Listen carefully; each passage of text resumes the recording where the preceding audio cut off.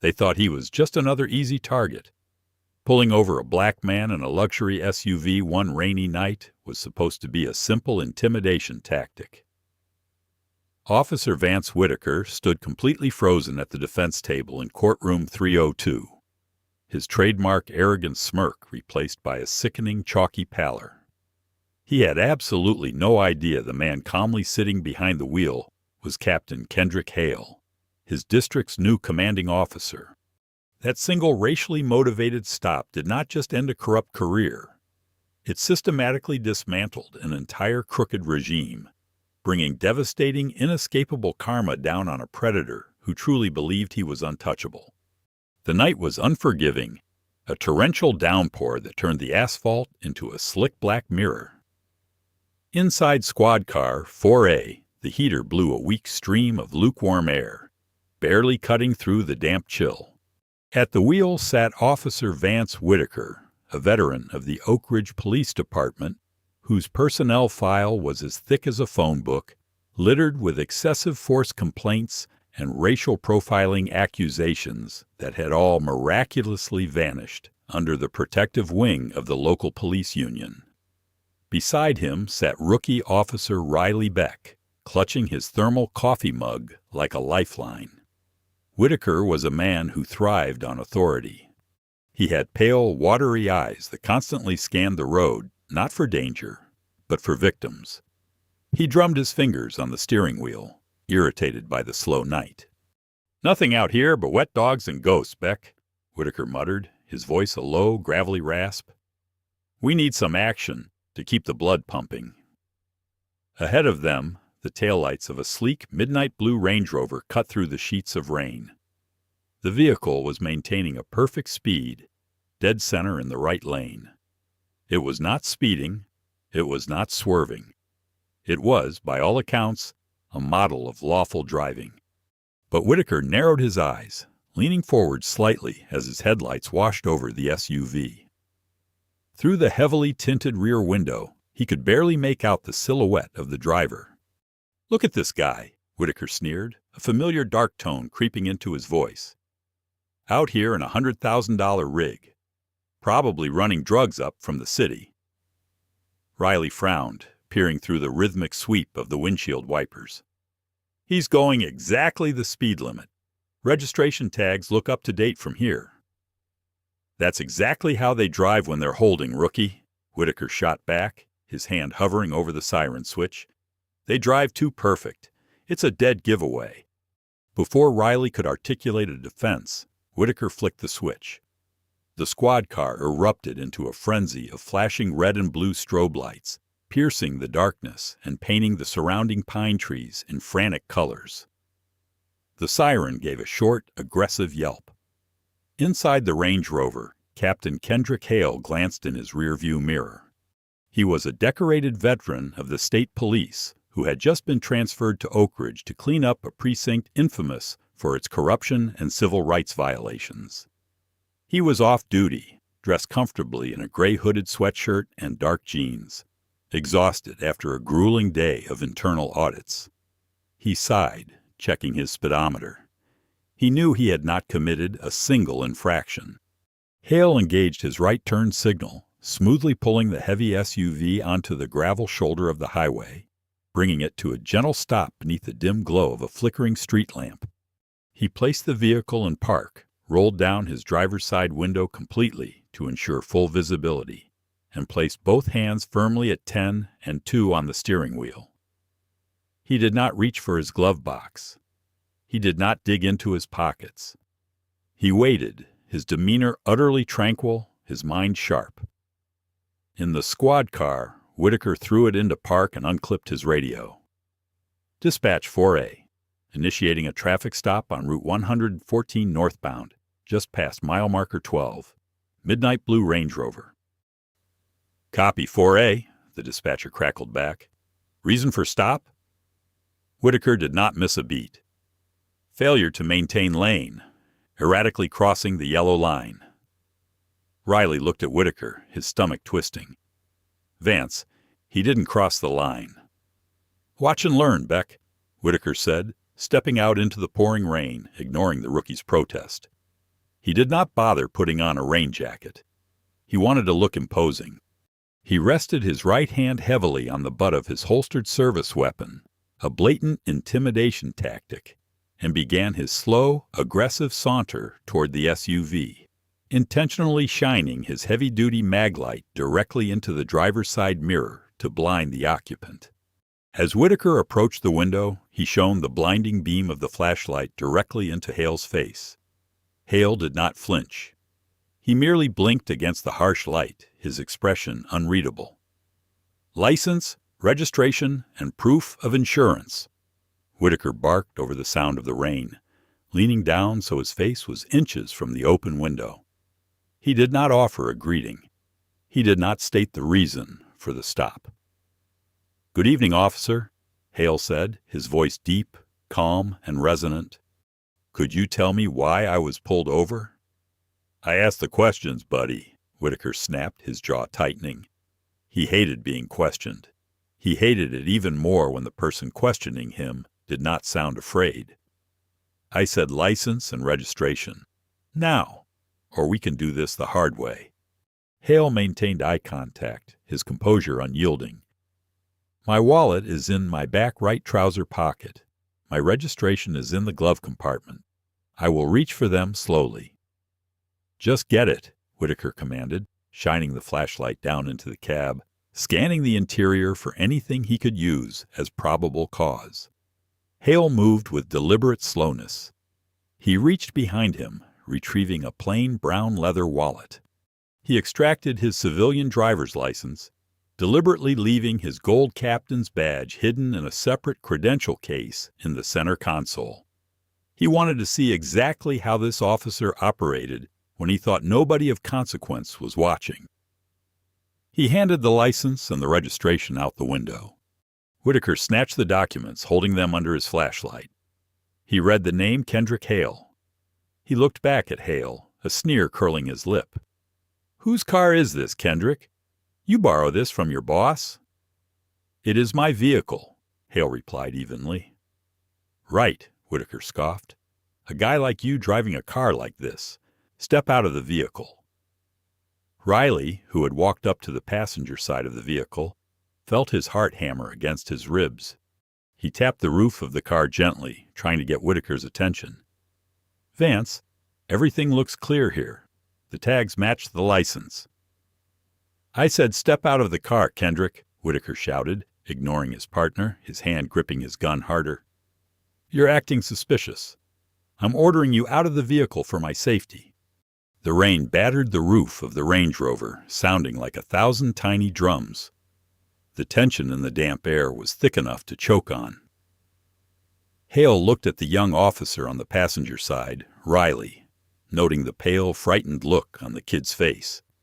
Then he looked back at Whitaker, whose eyes were wide, with a manufactured, adrenaline-fueled rage. "Officer," Hale said, his tone still perfectly measured, though carrying a distinct note of authority that Whitaker was too arrogant to recognize. "I am perfectly willing to comply with a lawful order. However, I must inform you that I am carrying a licensed firearm. It is secured in a lockbox under my seat." Whitaker's reaction was instantaneous and violently disproportionate. He yanked his service weapon from its holster, pointing it directly at Hale's chest. "Gun! He's got a gun!" Riley gasped, stumbling back from the passenger window, his hand instinctively flying to his own weapon, though he did not draw it. "Vance, wait! He just told you about it." "Shut up, Beck!" Whitaker screamed, his finger resting dangerously close to the trigger. "Kendrick, with your left hand, open the door from the outside. Move slow, or I will put you down right here. Do you understand me?" Hale felt a cold, righteous anger blooming in his chest, but he locked it away. This was exactly why he had been sent to Oak Ridge. The department was a festering wound of constitutional violations, and Officer Vance Whitaker was the infection made flesh. "I am complying," Hale said smoothly. He used his left hand to reach out the window, pulling the exterior door handle. The heavy door swung open, the rain immediately blowing into the warm cabin. Out! Face the car! Hands on the roof! Whitaker ordered, stepping back to maintain his firing angle. Hale stepped out into the storm. He was a tall, powerfully built man standing 6'3". His presence alone commanded a natural respect. He calmly turned around and placed his hands flat on the wet roof of his SUV. Whitaker holstered his weapon, stepping forward and aggressively grabbing Hale's wrists, twisting them behind his back with unnecessary force. He slapped a pair of cold steel handcuffs onto Hale's wrists, ratcheting them down so tightly the metal bit into the bone. "You're making a massive mistake," Hale stated quietly. "The only mistake here is you thinking you could ride through my town," Whitaker whispered maliciously into Hale's ear, patting him down roughly. Finding nothing else, Whitaker shoved Hale against the side of the vehicle. "Beck, go search the car.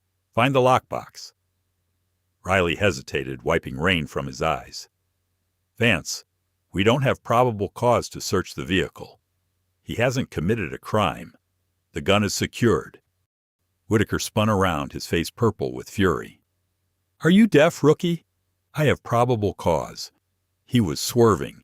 He's acting agitated, and he has a weapon.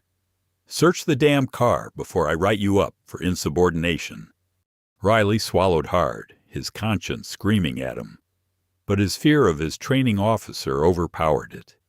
He moved to the driver's side, pulling out his flashlight. He leaned into the vehicle. It was immaculately clean. He looked under the seat and saw a heavy black steel lockbox bolted to the floorboards. "I see the box, Vance. It's locked. We need a warrant for this."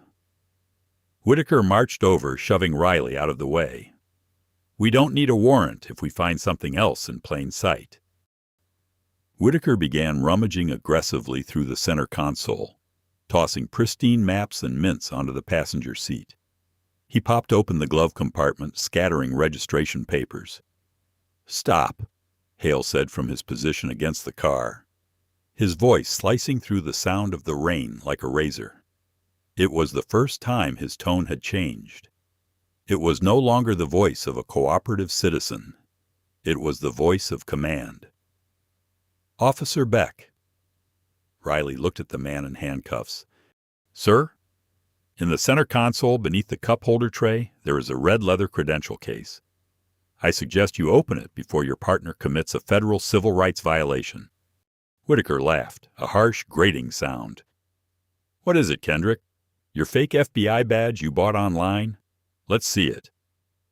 Whitaker reached into the console, ripping the tray up, and grabbed the red leather case. He flipped it open under the glare of his flashlight. The heavy gold shield gleamed even in the dim light, intricate and authoritative. Next to it was a laminated identification card bearing the seal of the state police and the Oak Ridge Police Department. Captain Kendrick Hale, Division Commander, Internal Affairs. Whitaker froze. The air seemed to rush out of his lungs. He stared at the badge, then looked at the ID card, then looked at the towering handcuffed man standing in the rain. For a brief, agonizing second, the reality of the situation crashed down on Whitaker. The man he had just illegally stopped, unlawfully detained, physically assaulted, and whose car he was currently illegally searching was not just a police officer. He was the absolute highest-ranking officer in his direct chain of command, a man sent by the state specifically to root out bad cops. Riley, leaning over Whitaker's shoulder, read the ID. He staggered back a step, his face draining of all color. "Oh my God, Captain!"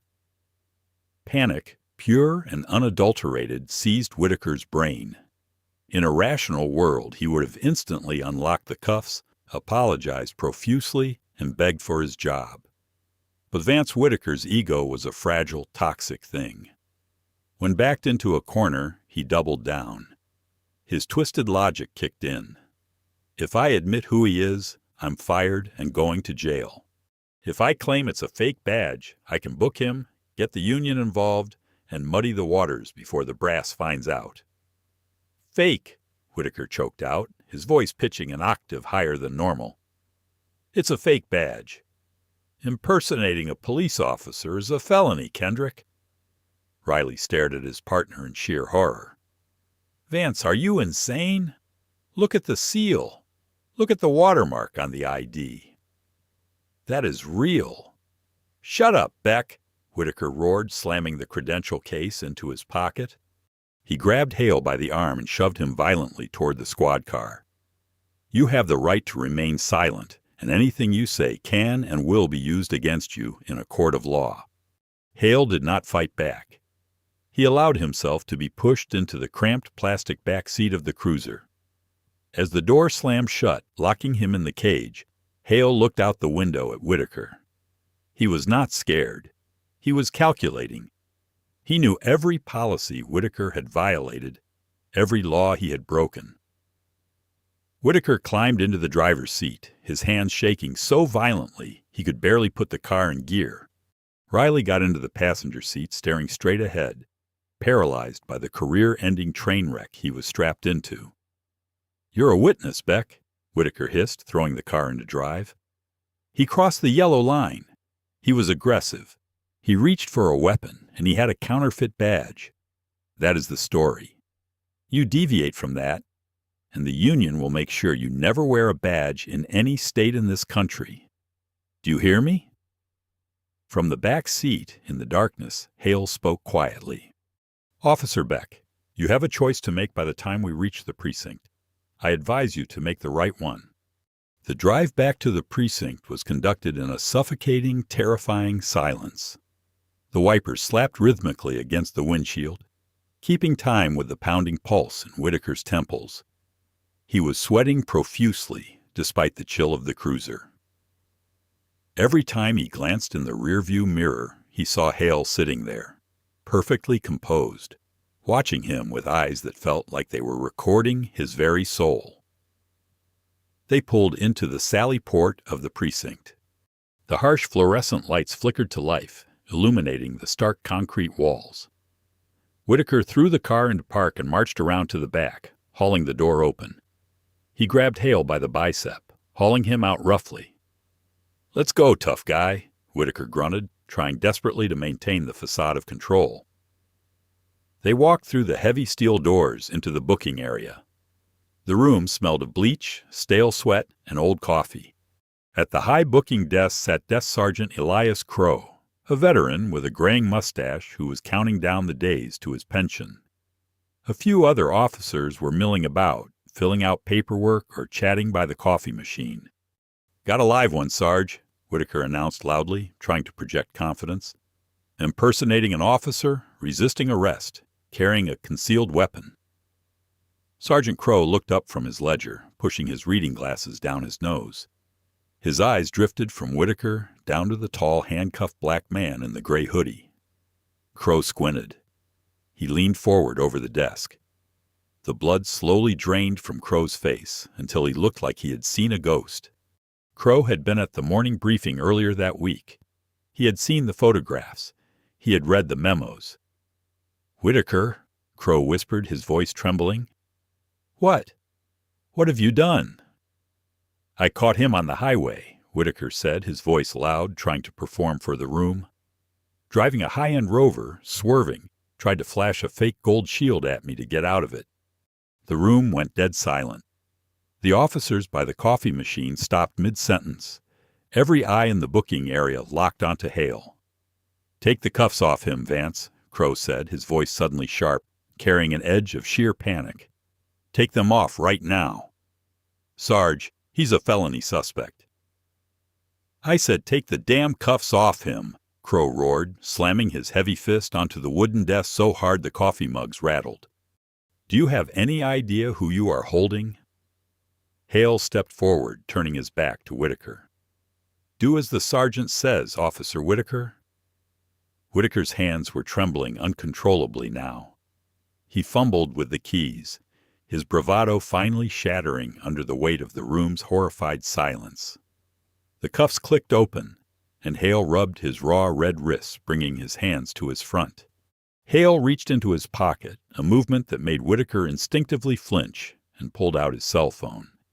He dialed a number, holding the phone to his ear. "Yes, Deputy Chief," Hale said into the phone, his voice echoing clearly in the silent room.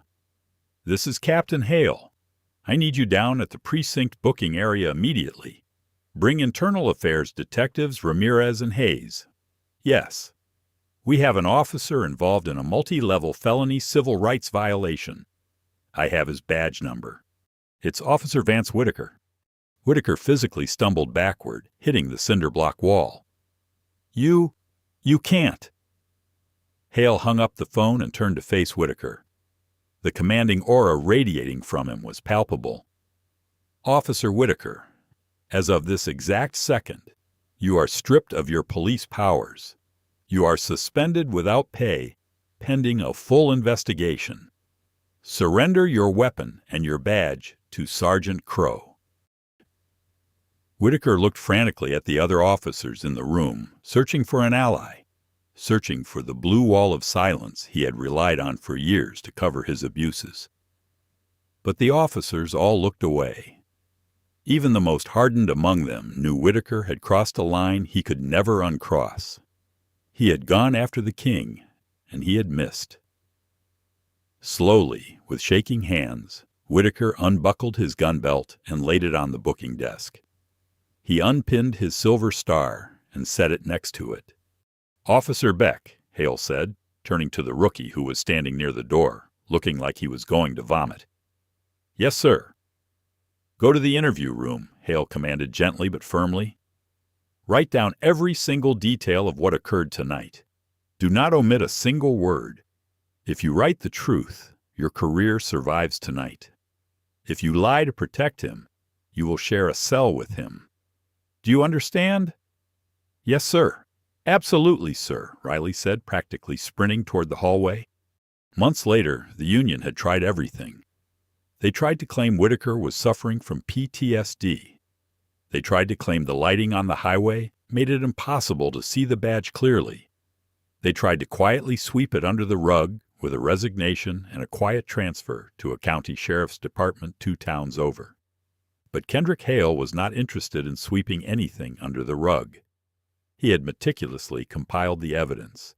He had Riley's sworn testimony, the dashcam footage from the cruiser that contradicted Whitaker's claim of swerving, and the audio recording of Whitaker explicitly ignoring protocol and escalating the situation due to clear racial bias. Whitaker did not just get fired. He was indicted by a federal grand jury. The scene shifts to the imposing architecture of the federal district courthouse. Courtroom 302 was packed. The mahogany pews were filled with local reporters, civil rights advocates, and dozens of off-duty police officers, some there to support Whitaker out of a misplaced sense of loyalty, but many more there to witness the end of an era. Whitaker sat at the defense table wearing a cheap, ill-fitting suit that seemed to swallow his suddenly diminished frame. His high-priced defense attorney, Victor Lang, looked stressed, constantly shuffling papers and wiping his brow. Whitaker had spent the past months living in a state of arrogant denial, convinced the system that had protected him for so long would save him again. But as the heavy oak doors at the back of the courtroom swung open, that delusion finally shattered. Captain Kendrick Hale walked down the center aisle. He was dressed in his full Class A dress uniform. The brass buttons gleamed, the rows of commendation ribbons resting proudly on his chest, the gold eagles of his rank pinned crisply to his collar. He did not look angry. He looked like an instrument of absolute, uncompromising justice. As Hale took his seat in the front row, directly behind the prosecution table, Whitaker felt a cold knot of pure terror tighten in his stomach. The gavel slammed down, echoing through the stifling air, and the judge's voice boomed through the room. "All rise. The United States of America versus Vance Whitaker." The trap had sprung. The hammer was about to fall, and Whitaker was about to learn that karma does not just bite, it devours. The air in Federal Courtroom 302 was thick with anticipation, the kind of heavy silence that precedes a violent storm. Judge Evelyn Hart, a no-nonsense jurist with a reputation for mercilessly striking down legal theatrics, peered over her wire-rimmed glasses at the defense table. Vance Whitaker sat rigid, his knuckles white as he gripped the edge of the mahogany table. The arrogance that had defined his years on the Oak Ridge police force was gone, replaced by the cornered animal panic of a man realizing his usual lifelines had been cut. Lead federal prosecutor Lena Brooks stood at the podium. She was methodical, brilliant, and possessed a courtroom presence that made even veteran defense attorneys sweat. "Ladies and gentlemen of the jury," Brooks began, her voice carrying clearly across the silent room. "This is not a case about a split-second decision made in the heat of a dangerous moment. This is a case about a predator who used a taxpayer-funded badge as a license to hunt. Officer Vance Whitaker did not pull over Captain Kendrick Hale because of a traffic violation. He pulled him over because of the color of his skin, the car he was driving, and the absolute certainty that as a police officer in Oak Ridge, he would face zero consequences for his actions." Victor Lang, Whitaker's high-priced union lawyer, immediately launched into a frantic defense during his opening statement. He painted Whitaker as a proactive, dedicated public servant suffering from undiagnosed stress. "Officer Whitaker was working a dark, dangerous highway," Lang argued, pacing in front of the jury box. "He saw a vehicle acting suspiciously. When he approached, the driver, who, yes, turned out to be a captain, was uncooperative and stated he had a weapon. Officer Whitaker reacted as he was trained to do. He secured the scene to ensure he went home to his family that night.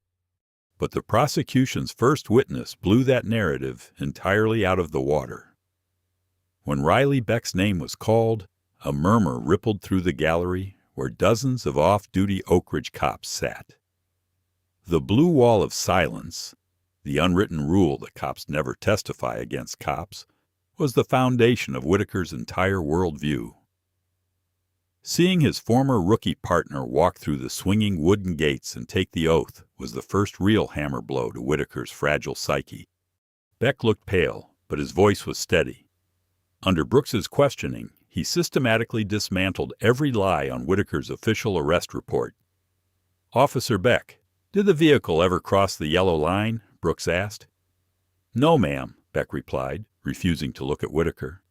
"The vehicle was maintaining the lane perfectly. We had no probable cause for the stop."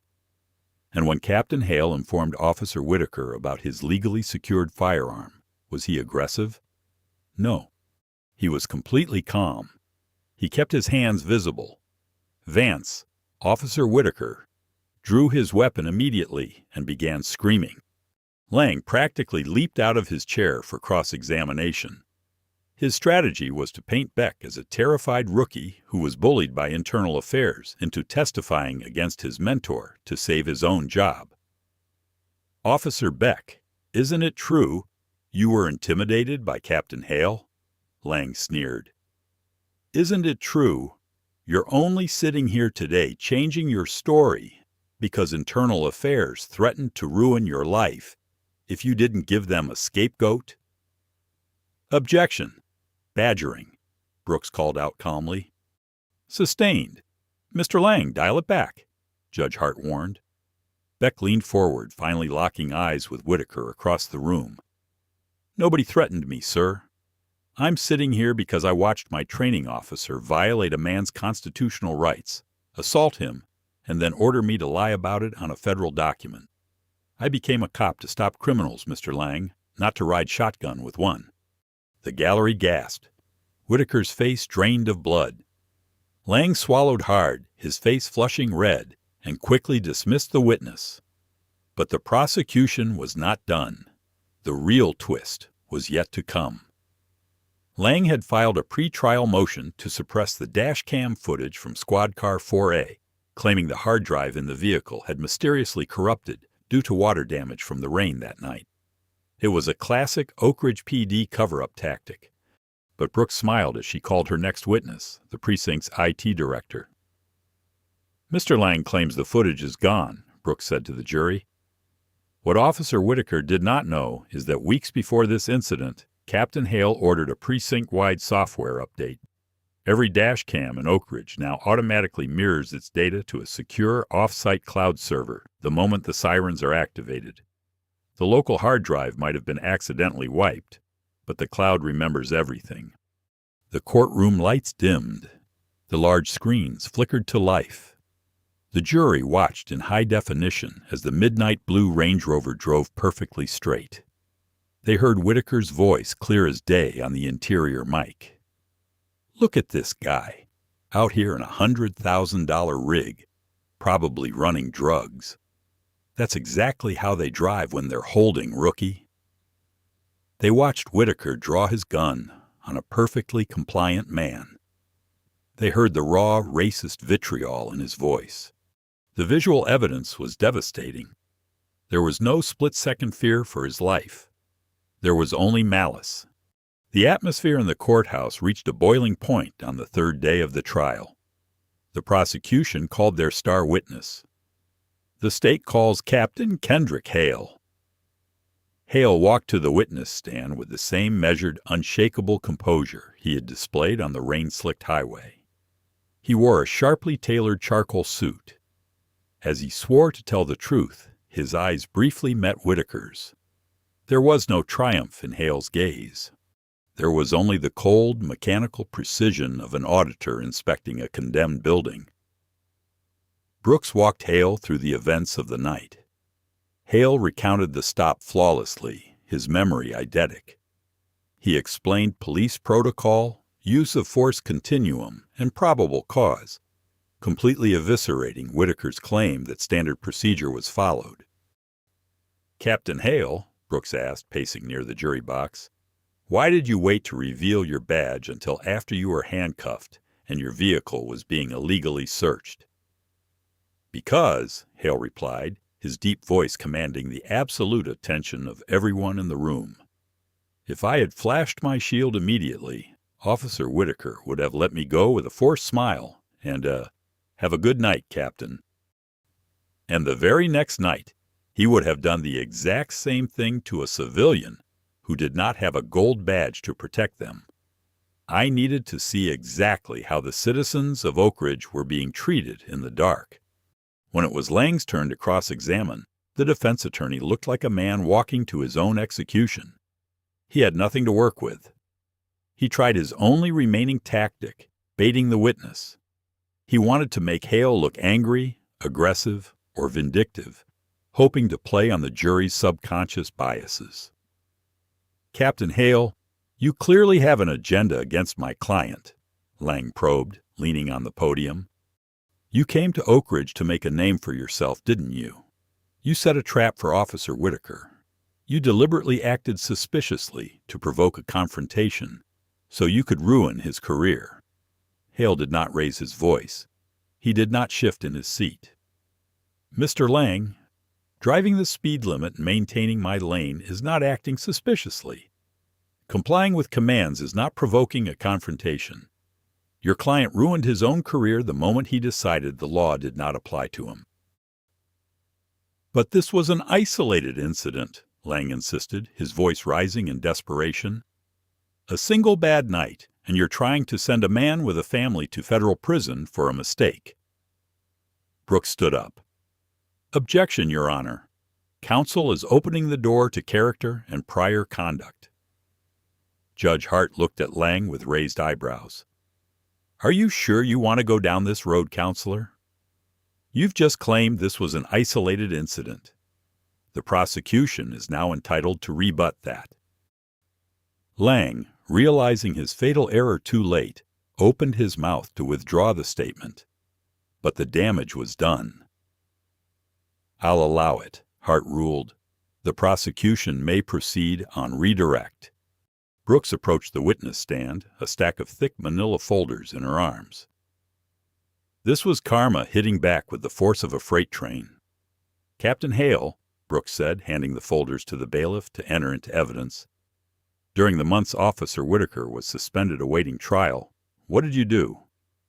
"As the head of internal affairs, I initiated a comprehensive audit of Officer Whitaker's arrest record over the past years," Hale answered. "And what did you find?" Hale adjusted his posture, looking directly at the jury. "I found a distinct, calculated pattern and practice of civil rights violations. Officer Whitaker specialized in late-night traffic stops targeting minority drivers in affluent neighborhoods. We found highly questionable stops." Brooks turned to the gallery. "Your Honor, the state calls Donovan Lang." An older, dignified black man in a tweed jacket stepped through the courtroom doors. Whitaker slumped in his chair, his hands covering his face. "Mr. Lang is the principal of Oak Ridge North High School," Brooks explained to the court. "Years ago, he was pulled over by Officer Whitaker. He was dragged from his car, accused of smelling like marijuana, and held in a cell for hours before the charges were mysteriously dropped. His car was impounded, and he nearly lost his pension." Brooks pointed to the gallery doors again. "The state also calls Marcus Reed, an emergency room nurse, and Donovan Kane, a local business owner, both subjected to the exact same treatment by the defendant." The courtroom erupted into whispers. The judge had to bang her gavel 3 times to restore order. Hale had not just caught Whitaker breaking the law. He had systematically dismantled the corrupt machinery that allowed Whitaker to operate. By auditing the past, Hale had brought Whitaker's buried victims into the light. The defense's narrative of a stressed cop making a one-time mistake evaporated into thin air. Whitaker was not a victim of a high-stress job. He was a serial abuser who had finally pulled over the wrong man. The closing arguments in Federal Courtroom 302 felt less like a legal proceeding and more like an autopsy of a corrupted soul. Prosecutor Lena Brooks stood before the jury box, her gaze sweeping across the 12 men and women who held Vance Whitaker's fate in their hands. The air conditioning hummed, a low drone beneath the heavy weight of the evidence that had been meticulously laid out over the past weeks. "Victor Lang wants you to believe that Vance Whitaker was a victim of a high-stress environment," Brooks began, her voice ringing with clear, cold precision. "He wants you to believe that the badge he wore was a heavy burden that occasionally caused him to stumble. But you have seen the dashcam footage. You have heard the cloud-recovered audio. You have listened to the heartbreaking testimonies of Donovan Lang, Marcus Reed, and Donovan Kane, men who were humiliated, terrorized, and nearly ruined by the defendant simply because they drove nice cars while having the wrong skin color in the wrong neighborhood." Brooks turned and pointed directly at Whitaker, who shrank visibly in his chair. That badge was not a burden to Vance Whitaker. It was a weapon. And on that rainy night, he aimed that weapon at Captain Kendrick Hale. He thought he was hunting a sheep in the dark. He had no idea he had cornered a lion. "We ask you to return a verdict of guilty on all counts: deprivation of civil rights under color of law, aggravated assault, and obstruction of justice." When Lang delivered his closing, it was a hollow, defeated echo. He begged for leniency, relying on worn-out cliches about the thin blue line. But the jury's faces were stone. They had seen behind the curtain, and the rot was undeniable. Judge Evelyn Hart formally instructed the jury, and they filed out to deliberate. But while the jury debated Whitaker's fate, Captain Kendrick Hale was already detonating the next explosive charge in his master plan. The twist that Vance Whitaker never saw coming was that his trial was merely the opening act. As Whitaker sat in a holding cell nervously awaiting the verdict, a fleet of black SUVs bearing the gold seal of the FBI pulled up to the Oak Ridge Police Union headquarters and the former deputy chief's private residence. When Hale had ordered the precinct-wide cloud backup of the dash cams, he had not just secured video files. He, alongside Internal Affairs Detectives Ramirez and Hayes, had secretly mirrored the precinct's entire internal email server and the union's grievance database. They found the digital paper trail, emails from Union President Richard Cobb to the former precinct captain detailing exactly how to alter use-of-force reports to protect officers like Whitaker. They found the fix-it spreadsheets where civilian complaints of racial profiling were deliberately misclassified as clerical errors and buried in the archives. While the jury deliberated Whitaker's guilt, the federal government indicted 6 more individuals, effectively decapitating the corrupt leadership that had enabled Whitaker for years. The blue wall of silence had not just cracked. Hale had rigged it with dynamite and blown it to ash. Hours later, the buzzer in courtroom 302 sounded. The jury had reached a verdict. Whitaker was led back to the defense table. His hands shook so violently he had to clasp them together in his lap. The jury foreperson, a middle-aged schoolteacher, stood up, holding the slip of paper. On the charge of deprivation of rights under color of law, we find the defendant, Vance Whitaker, guilty. Whitaker squeezed his eyes shut. On the charge of aggravated assault, guilty. On the charge of obstruction of justice and official oppression, guilty. The gavel cracked like a gunshot. Whitaker collapsed forward, sobbing openly into his hands, the arrogant predator entirely broken. He looked back at the gallery, searching for his police buddies, searching for Richard Cobb or anyone from the Union to offer a lifeline. But the seats designated for his supporters were empty. They were all busy calling their own defense attorneys. Judge Evelyn Hart did not even grant bail pending sentencing. "Mr. Whitaker," the judge said coldly, "you are a disgrace to the uniform and a danger to the public trust. You are remanded immediately to federal custody." 2 U.S. Marshals stepped forward. They hauled Whitaker to his feet. As they pulled his arms behind his back, the sharp click of the heavy steel handcuffs echoed through the room. It was the exact same sound Whitaker had subjected so many innocent men to in the dark. Only this time, the cuffs were not coming off. The final chapter of Vance Whitaker's story had to be written not in the fleeting adrenaline of a highway traffic stop, but in the cold, indelible ink of federal law. Sentencing day arrived in the bitter, unforgiving depths of winter. The sky outside the towering federal district courthouse was a bleak, monolithic slab of slate gray, threatening freezing rain that mirrored the frigid atmosphere inside courtroom 302. Over the past months, the landscape of the Oak Ridge Police Department had been entirely and aggressively transformed. Under Captain Kendrick Hale's unwavering surgical command, the department had been fundamentally purged of its toxic elements. The officers who had previously stood by, arms folded in silent complicity, while men like Whitaker terrorized the populace, found themselves facing a stark ultimatum: resign quietly with whatever dignity they had left, or face the relentless, microscopic scrutiny of Hale's newly empowered Internal Affairs Division. Most chose the former.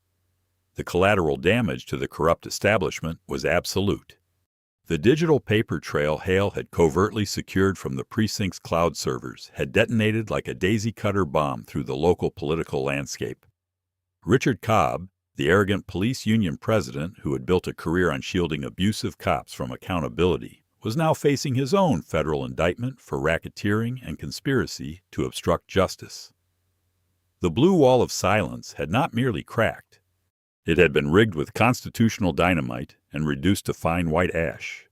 When the heavy oak doors of courtroom 302 swung open, a collective hush fell over the packed gallery.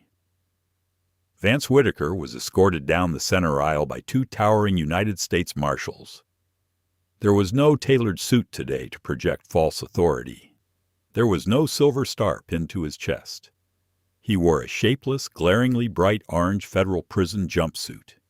His wrists were secured in heavy steel handcuffs attached to a thick belly chain, and his ankles were bound by iron shackles that clinked harshly against the polished mahogany floor with every shuffling, defeated step.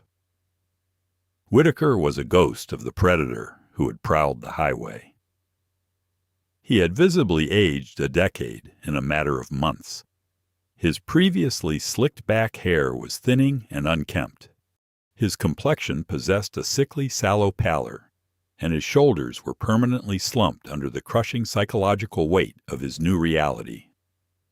The man who had once thrived on inducing terror was now entirely consumed by it. The grim reality of a 15-year stint in a maximum security federal penitentiary, a brutal ecosystem where former abusive law enforcement officers are forced into solitary protective custody just to survive, had thoroughly shattered his fragile ego. He was led to the defense table, sinking into the wooden chair like a puppet with its strings severed. He dared not look back at the gallery. If he had, he would have realized the true extent of his isolation. The seats usually reserved for the fraternity of off-duty police officers, the men he thought were his brothers, were entirely empty. They had abandoned him the moment the federal indictments began raining down. Instead, the pews were filled to capacity with the citizens of Oak Ridge. Judge Evelyn Hart, her expression carved from granite, adjusted her wire-rimmed glasses and surveyed the courtroom. This court is now in session for the formal sentencing of Vance Whitaker. The court will now hear victim impact statements. The first to walk through the wooden gates was Donovan Lang, the high school principal.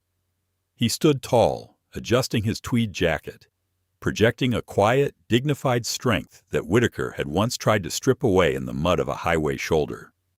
"Your Honor," Lang began, his voice echoing clearly in the cavernous room. "Years ago, this man pulled me over for a broken taillight that was not broken. He dragged me from my vehicle, threw me to the asphalt, and laughed while he told me my career was over. He locked me in a cage for hours based on fabricated charges that were quietly dropped only when I threatened to drain my life savings on a lawyer. His car was impounded, and I nearly lost my pension." Lang turned his body, forcing Whitaker to look at him. Whitaker kept his eyes glued to the defense table, his jaw trembling. "You took my dignity, Mr. Whitaker," Lang continued, his voice rising with righteous conviction.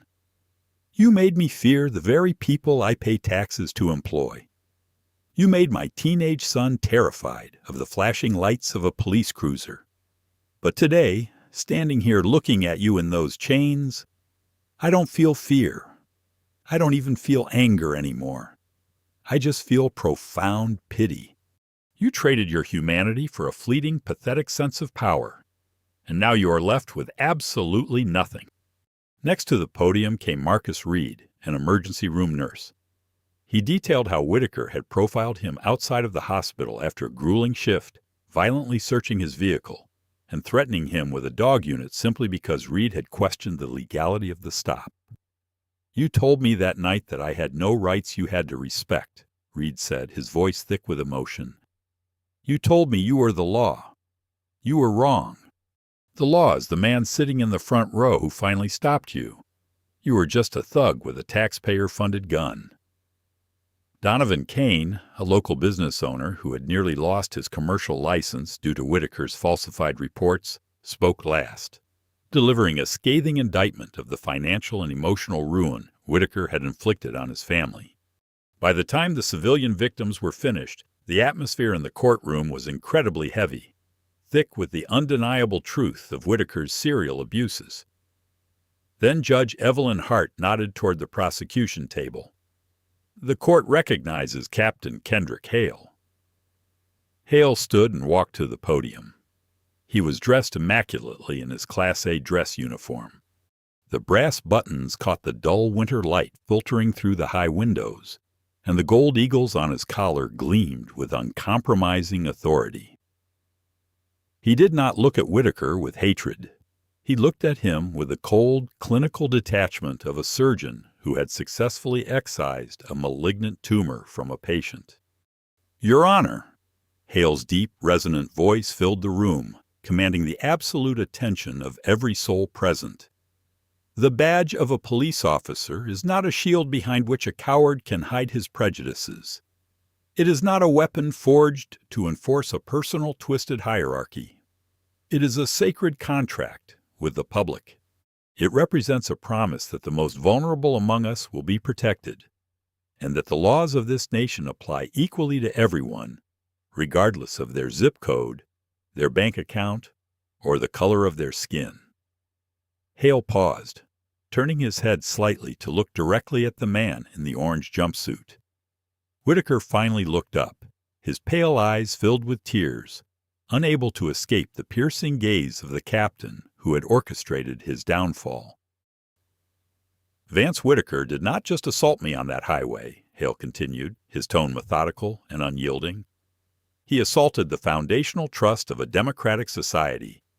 He believed that the dark of the night and the silence of his peers would hide his sins forever. He believed that karma was a myth for the weak. But karma is not a myth, Your Honor. It is the inevitable mathematical result of arrogance colliding with the truth. We ask this court to impose the absolute maximum sentence, not out of vengeance, for a man this broken requires no further vengeance, but as a permanent, undeniable warning to anyone in law enforcement who mistakes a badge for a crown." Hale stepped back from the podium and returned to his seat, his posture perfectly straight. The silence in the room was deafening. Judge Evelyn Hart leaned forward, steepling her fingers on the high mahogany bench. She looked down at Whitaker, and the sheer disgust on the judge's face made the former officer flinch. "Vance Whitaker, stand up." The defense attorney, Victor Lang, gently nudged his client. Whitaker practically had to be hauled to his feet, his chains rattling loudly, his knees visibly shaking. "In my years on the federal bench," Judge Hart began, her voice a low, terrifying rumble, "I have sentenced cartel leaders, corrupt politicians, and violent felons. But there is a special, profound category of contempt reserved for a man like you. You took an oath to uphold the Constitution of the United States, and instead, you treated it like discarded paper. You hunted the citizens of Oak Ridge. You operated a localized reign of terror under the cowardly protection of a uniform you were entirely unworthy to wear." Hart picked up her pen, signing the official sentencing document with a sharp, aggressive flourish. "The jury has found you guilty of deprivation of rights under color of law, aggravated assault, and obstruction of justice. I am denying the defense's request for downward departure. Mr. Whitaker, I sentence you to 15 full years in the custody of the Federal Bureau of Prisons. There will be no parole in the federal system." Whitaker let out a choked, wet gasp, his head dropping toward his chest. But the judge was not finished. The hard karma had not yet completed its sweep. "Furthermore," Hart continued, raising her voice over the murmurs of the gallery, "under the provisions of federal forfeiture laws and the civil rights statutes, you are hereby permanently decertified from acting as a law enforcement officer. In addition, to satisfy the financial restitution owed to Mr. Lang, Mr. Reed, Mr. Kane, and the numerous other victims identified in the state's audit, I am ordering the complete and total forfeiture of your municipal police pension. Every cent you thought you secured for your retirement will be distributed to the men and women whose lives you attempted to destroy." Whitaker's legs finally gave out. He collapsed backward into his chair, sobbing openly. A pathetic, broken shell of a man. The realization that he had lost everything, his freedom, his career, his identity, and his entire financial future, crashed over him like a tidal wave of concrete. The karma was absolute, thorough, and utterly merciless. "This court is adjourned," Hart declared, bringing the heavy wooden gavel down with a sharp, definitive crack that sounded like a gunshot. "Let's go," one of the marshals grunted, hauling Whitaker by his armpits. They turned him around, and as they marched him toward the side door leading to the holding cells, Whitaker dragged his feet, his shackles scraping against the floor in a miserable rhythm. He disappeared behind the heavy steel door, effectively erased from society, destined to spend the next years looking over his shoulder in a 6x9 concrete box. Captain Kendrick Hale stood up, smoothing his uniform jacket. He turned and walked down the center aisle of the courtroom. As he reached the heavy wooden double doors at the back, the citizens in the gallery, Donovan Lang, Marcus Reed, and dozens of others, stood up. They did not cheer, and they did not applaud. They simply offered him a quiet, profound nod of respect. It was the deepest form of gratitude a community could give. Hale pushed open the doors and stepped out of the courthouse into the crisp, biting winter air. The threatening rain had finally broken, and a few rays of pale golden sunlight were beginning to pierce through the heavy gray clouds, illuminating the wet pavement of the city streets. He looked out over the city of Oak Ridge. The storm was over. The rot had been excised. For the first time in years, the citizens of this city could look at a black and white police cruiser and see a shield meant to protect them, rather than a predator waiting in the dark. The spectacular downfall of Vance Whitaker serves as a stark modern-day reminder that systemic arrogance eventually engineers its own destruction. Power unchecked breeds a dangerous delusion of invincibility, but karma, especially when wielded by those with the integrity to document the truth, is an uncompromising force. Captain Kendrick Hale did not just survive a racially motivated traffic stop. He utilized it as a masterclass in accountability, turning a predator's own tactics into the very evidence that dismantled a corrupt regime. Real justice rarely happens by accident. It requires the courage to stand in the dark, the patience to gather the facts, and the unshakable resolve to bring the hidden rot into the blinding light of a courtroom. In the end, Whitaker learned the hardest lesson of all. A badge can grant authority, but it cannot shield you from the absolute consequences of your own malice. Thank you for listening to the whole story, and if you want to see more true crime stories and the consequences of karma like this, please subscribe and turn on notifications so you don't miss any videos. Stay safe, stay smart, and see you in the next video.